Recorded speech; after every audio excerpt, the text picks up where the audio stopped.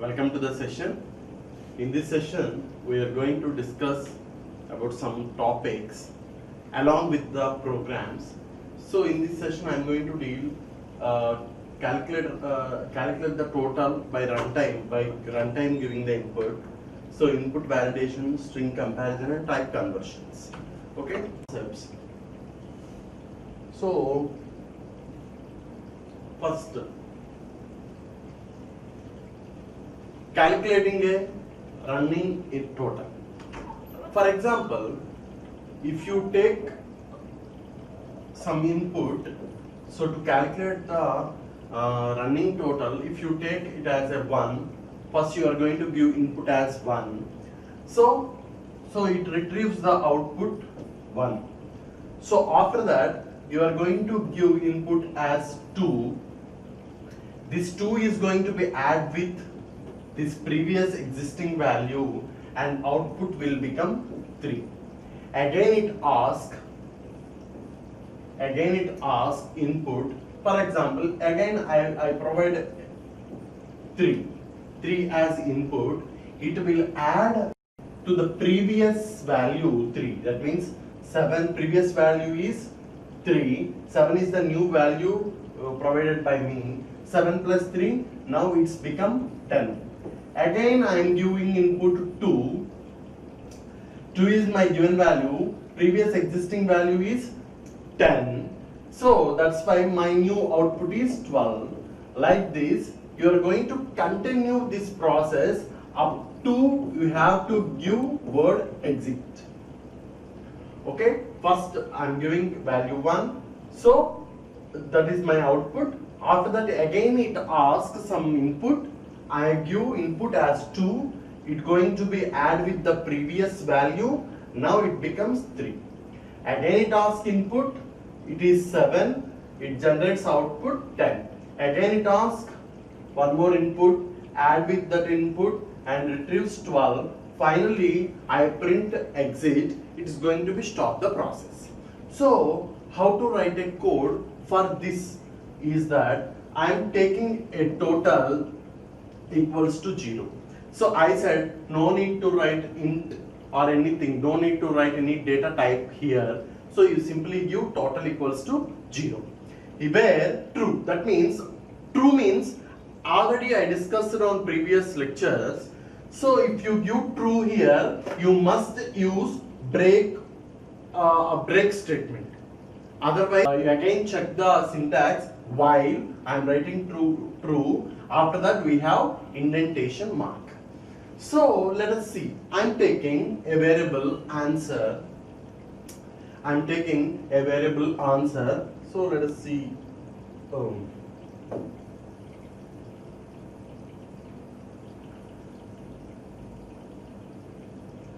let us see here.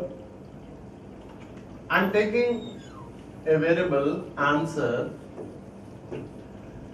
Answer equals to input of provide the next data item. That means what is the data item you want, you are going to provide. Provide the next data item. So what I said, if this answer is exit. If this answer is exit. So simply perform the break statement. So we are already seen previously. So if you give any number, it continuously add that number to the previous answer, right? So when it will exit, so if you give the word exit, then only it come back from the loop, stop the process. So that's why I am taking answer equals to exit, so then break. So if answer is not exit, what you have to do? So if that is not like that, so input data equals to int. So I already said that provide the next statement. For example, if I give 10 here, what is the data type of 10 here? Here it is a string, not an integer. So here not providing any int.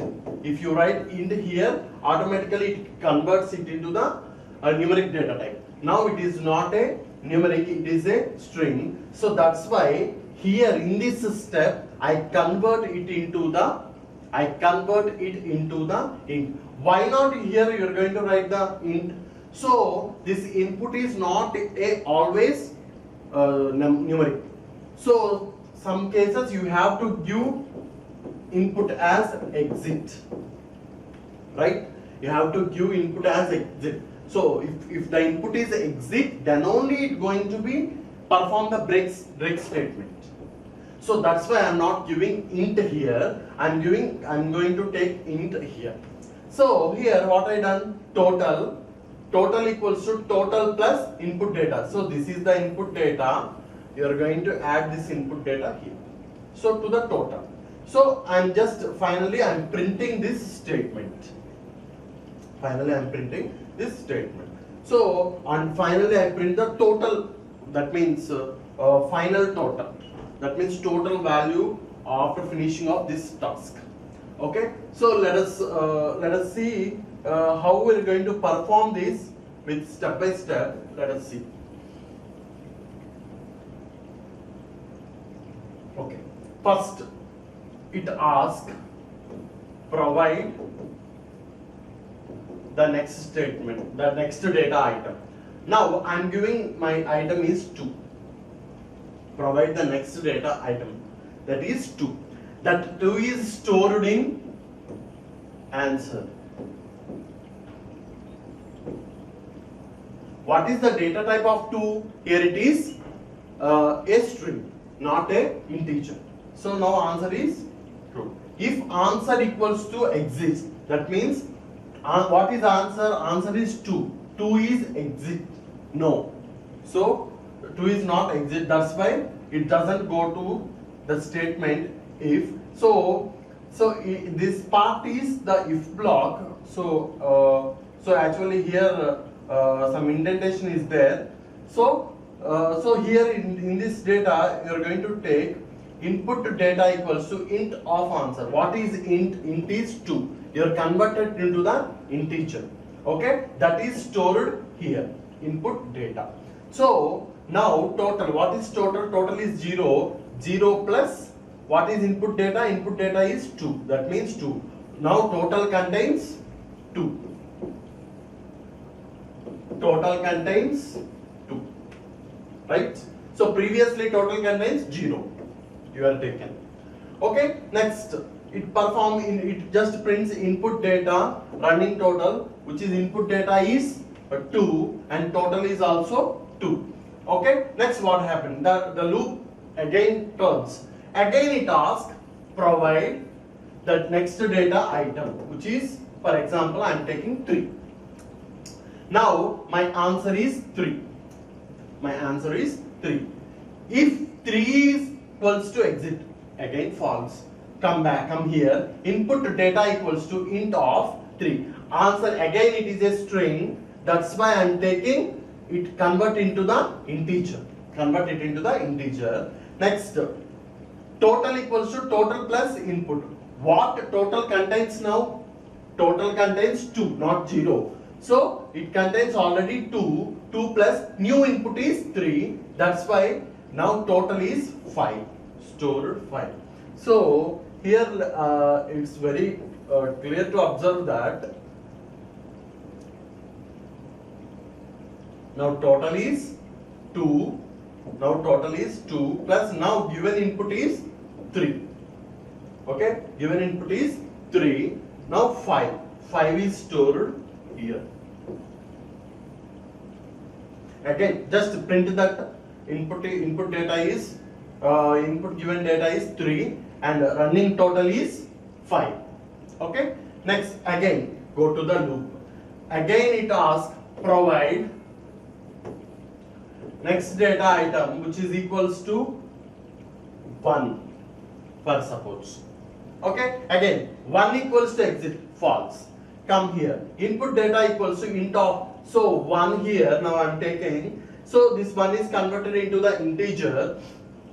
Next, total. What is total? Total is 5. 5 plus input data means 1. That means 6 it's become. Now my total is 6 here. My total is 6. Input data and running total is input data given is 1, running total is 6. Like this, it's again iterates, again it asks, provide the next item. Here I am giving exit. So where exit is stored? Here, exit. What is the data type of exit? String. So here, if exit equals to exit, yes, exit equals to exit, then you perform break. This task is completed. Like this. So here, calculating a running total. So this is the this is given in this program is given in your syllabus. So you have to practice this. So this is not only the procedure, you have to practice many more procedures. So based on next classes knowledge, you can simplify this code. It is possible. So based on current knowledge, you have to practice like this. Okay. So let us go to the next concept. Okay. So next, input validation loops. For example, what is input validation? For if you take any input, I'm going to validate that input. Now my validation is that the input data should be a capital letters, not a lowercase or any other symbols. It doesn't allow. The input data should be a capital letters. So if I give a statement like this, it doesn't allow. It doesn't. Your program doesn't allow this type of input. Your input should be a capital letters. So that is the validation. That means if you take some input, that input contains all capital letters, then only it allows. So if any other characters or any small case letters, it doesn't allow. So that is the simple program I am taking. So let us see. While true, so when you are using true, break statement should be there. So data equals to input, press please enter a loud message, must be all capital letters. So you are going to give some data input. That input must contains all capital letters.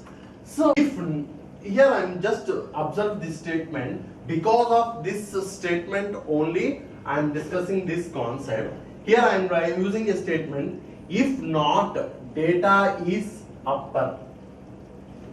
Let us take some value. For example, I am taking this input hello. Observe, hello is every character is capital. So where it's stored? In data. This hello is stored in data, right? If not data means whatever the variable we are taken, that is the data. Data dot is upper. I am asking data dot is upper. That means whatever the content in this variable, I am asking is it upper or not. Like this, we have is upper, is lower, is alpha. Okay, is num. Like this, we have so many predefined functions. So we are already discussed about functions. We have inbuilt functions, that means predefined functions we have. So like this, is upper is also a one function, okay, which is used to check whether the given variable is upper or not. So like is upper, we have is lower, is alpha, is num, and so many we have. We will discuss later. Okay, data dot is upper. Now what is my data? Hello. Hello is upper. Not. I said not. So which is not, then it prints this statement. Okay, so print this statement, continue the task. Okay, so that means what is the meaning of this statement? So if my data is not a upper, then it becomes true. Okay, so not a uppercase, then it will become true and continuously ask the statement. So otherwise break. So let us take with a small input.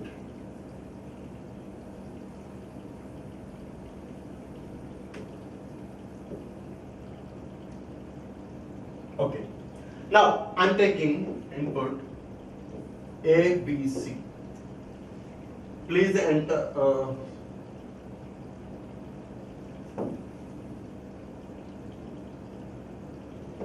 So now I'm start writing. Please enter a loud message. I'm going to give value ABC. ABC is nothing but a input I'm giving. Okay, that is stored in data. Okay, so after that, if not data is upper, what is my data? ABC. ABC is upper. I'm giving like this. ABC is not a upper, which returns false. So which returns false, that means I'm using not here. So I'm using not here. That's why the statement will become true. If true, it becomes true, then it prints this statement. Okay, so it prints, sorry, your response was not loud enough. It prints like this. Okay, so and again continue, again apply continue. Continue means it will go to the while loop and again ask, please enter a loud message. If I give A, B, C like this, okay, so here if you give A, B, C caps, if it is upper, yes it is upper, not, okay, that means if you give not, it will become, if it is true, it becomes false. If it is false, it becomes true. If you use not statement, okay, so it just reverses the case whatever we got here. So then it becomes false. Then it come back to the else statement and break and stop this process.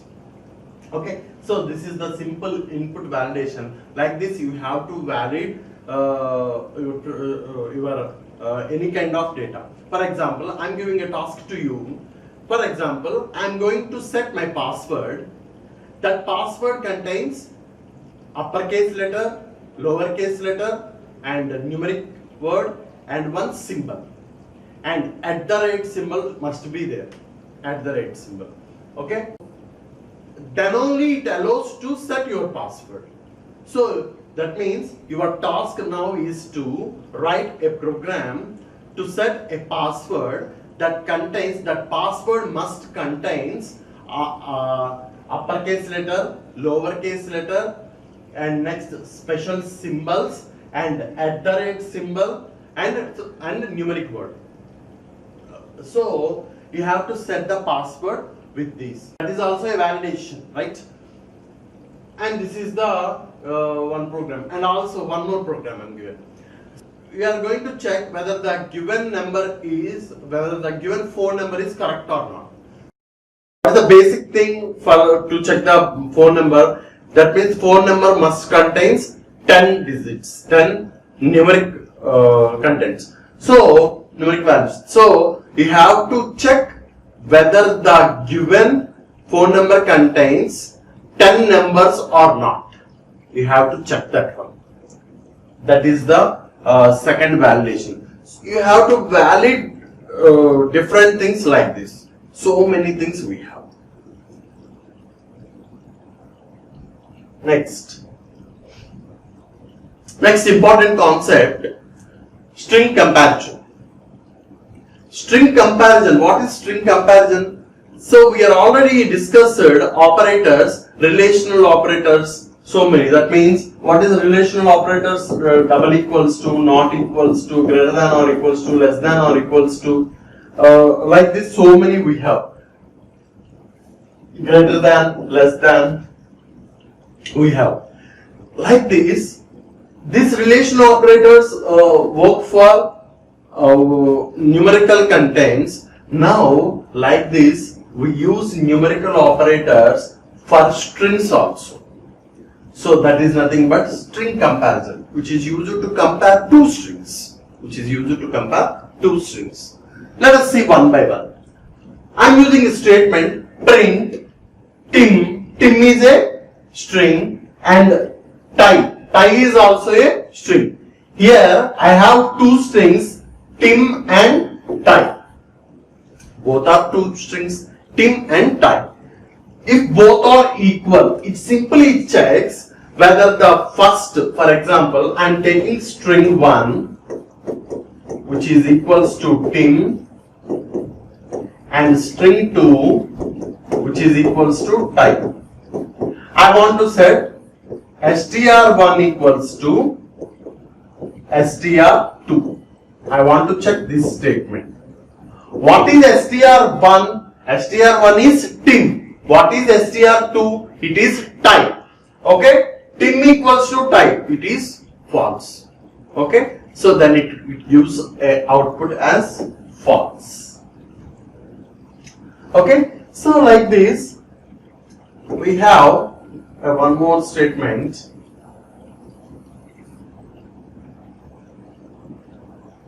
Here I am taking free and freedom. Free is not equals to freedom. Yes, free is not equals to freedom. Simply, it returns true. The statement is true, right? Free is not equals to freedom. Yes, free is not equals to freedom. Simple statement. Next, arrow greater than arrow. How you can check arrow is greater than arrow? For example, if you have value 10 is greater than 2, yes, you can retrieve it as true, because you know 10 is a bigger one and 2 is a smaller one. You can check 10 is greater than true. It is you can say simply true. How can you check that given value is true or false? So first, my values here is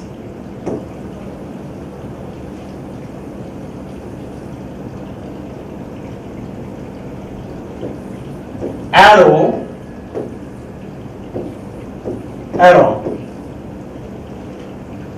Let us see here.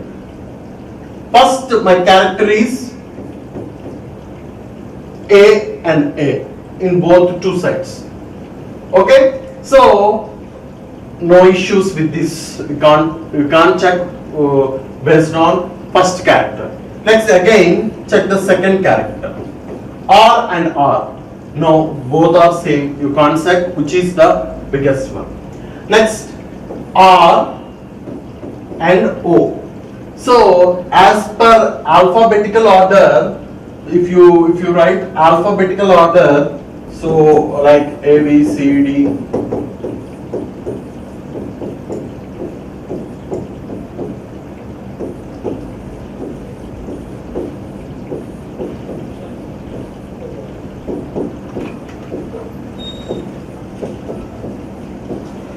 so if you give alphabetical order, so here my word is R and next word is O. Based on these two, which one will come first? O here, next R here we have. O here, next R here. I said O is a smaller one, R is a bigger one. I just use like that. It is a smaller one, it is a bigger one. Why I take this as small and this as big? So O is small because it comes first based on the alphabetical order, it comes first and R came next. You have to write arrow, arrow, okay? So big and this is small. Big greater than small? Yes, big greater than small. It returns true. If the comparison finishes on the first task, if comparison finishes the first task, okay, so we will get output here only. So why I am going to taken the third character. So the first two characters in both strings are same. Okay, that's why I am go with the third one. So otherwise no issues. You are going to get the output on the first character. Okay, next you are going to check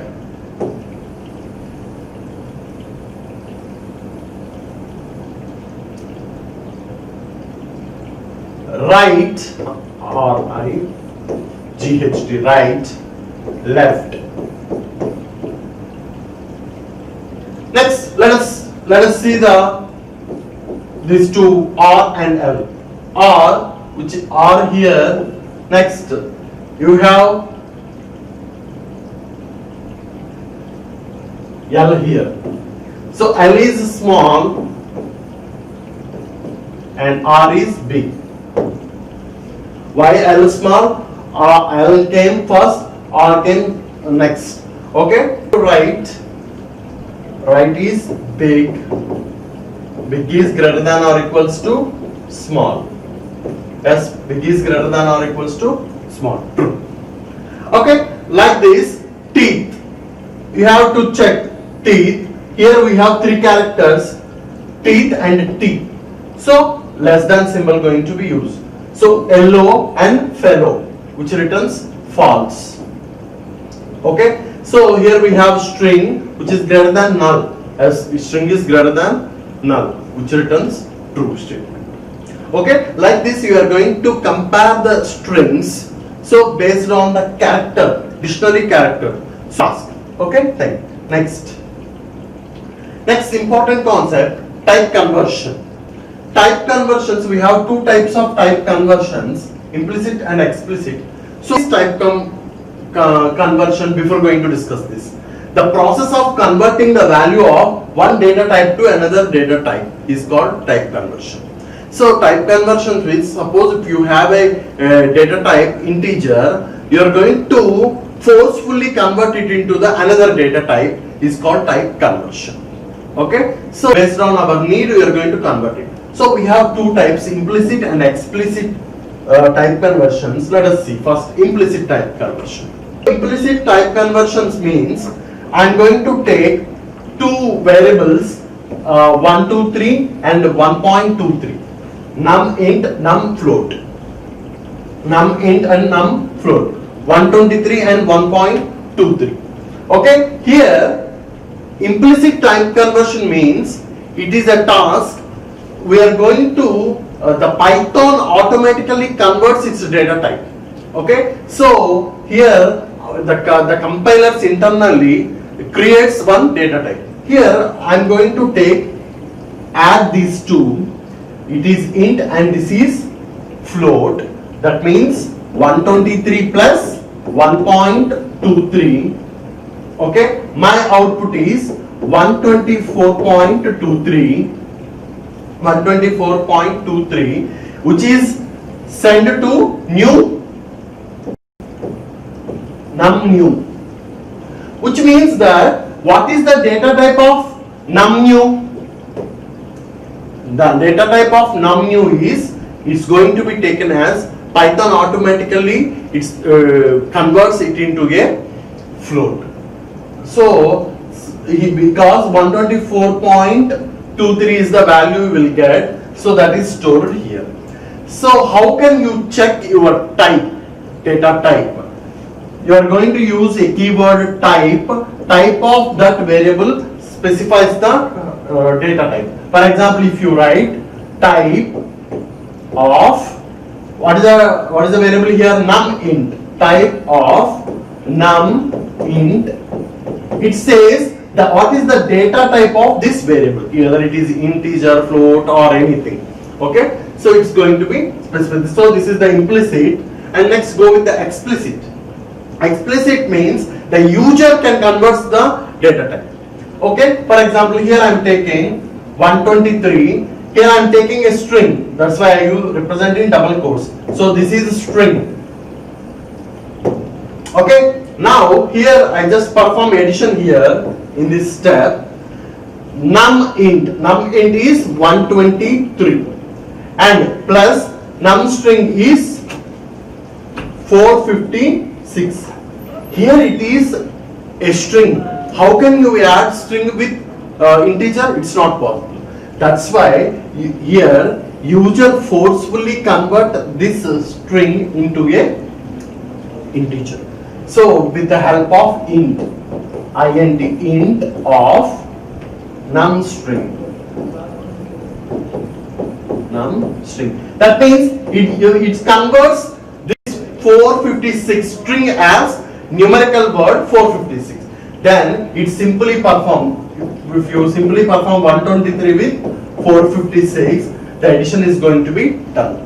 Okay. Then also you can check using type. So these are the two different types, implicit and explicit. Implicit means the internally processor can perform the type conversion. Explicit means the user forcefully converts the data type.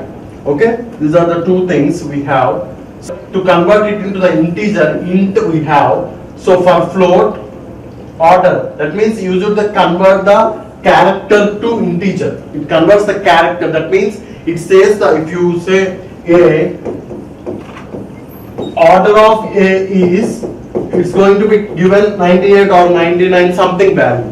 Next hex, hexadecimal, octal and string like this.